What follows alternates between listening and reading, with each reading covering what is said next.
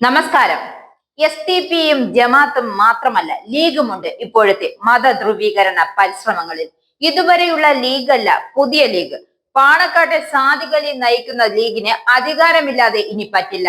Vote ചെയ്യുന്നവരിൽ 32% ഉണ്ടെന്ന് കരുതുന്ന സമുദായത്തെ രാഷ്ട്രീയമായി ഏകീകരിക്കാൻ പറ്റിയാൽ അത് അധികാരത്തിലേക്കുള്ള വഴി തുറക്കുമെന്ന് ലോക്സഭാ തെരഞ്ഞെടുപ്പ് ഫലത്തെ മുൻനിർത്തി ലീഗ് സ്വപ്നം കാണുന്നു.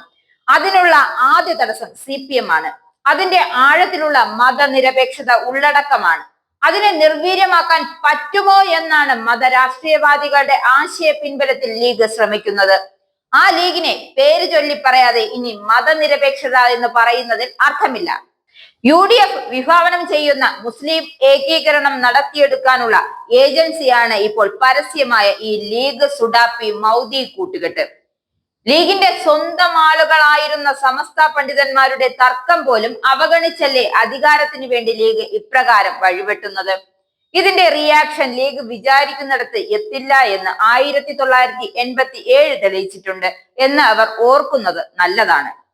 ഈ വർഗീയ ഏകീകരണ ശ്രമത്തെ പേര് ചൊല്ലി വിളിച്ചാൽ സമുദായം ആകെ കൂട്ടത്തിൽ നിന്ന് ഒലിച്ചു പോകുമെന്നുണ്ടോ? ഇടതുപക്ഷം അനുഭവവേദ്യമാക്കിയ ക്ഷേമം, വികസനം, സാമൂഹിക സുരക്ഷിതത്വം, അവസര സമത്വം, കലാപങ്ങൾ ഇല്ലാത്ത കേരളം, ന്യൂനപക്ഷ സംരക്ഷണം, ഇങ്ങനെയുള്ള നേട്ടങ്ങൾ തങ്ങൾക്ക് വേണ്ട, ഞങ്ങൾ മതാടിസ്ഥാനത്തിൽ ഒത്തുകൂടി ജയിക്കുന്നവർ ഡെലിവറി ചെയ്യുന്ന എന്തോ അത് മതി ഇനി അങ്ങോട്ട് ഞങ്ങൾക്ക് എന്ന് ഒരു സമുദായം ആകെ തീരുമാനിക്കുമോ? സംശയമാണ്. മതമാണ് പ്രശ്നം എന്നതുകൊണ്ട് ലീഗ് പ്രശ്നവൽക്കരിക്കുന്നത് മതം മാത്രമല്ലേ? അതിനെ പ്രതിരോധിക്കേണ്ടേ?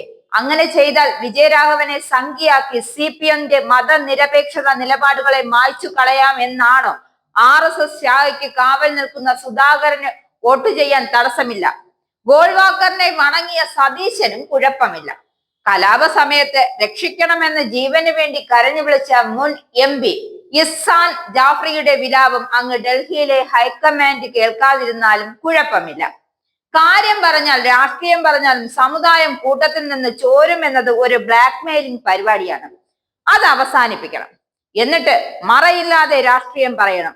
സാമുദായിക വിവേചനമില്ലാതെ മെച്ചപ്പെട്ട സാമൂഹ്യ നീതി പുലരുന്ന ഒരു നാട്ടിൽ ഏതാണ്ട് 1/3 വരുന്ന ഒരു സമുദായം ദുർബലമാണ്. അവരെ പൊതിഞ്ഞു സംരക്ഷിക്കണം എന്നൊക്കെയുള്ള ഇരവാദം പറയുന്നത് അവരെക്കാൾ എണ്ണത്തിൽ കുറഞ്ഞവരും സാമുദായികമായും സാമ്പത്തികമായും ദുർബലമായ ഇതര സമുദായ വിഭാഗങ്ങളോട് ചെയ്യുന്ന അനീതി കൂടിയാണ്.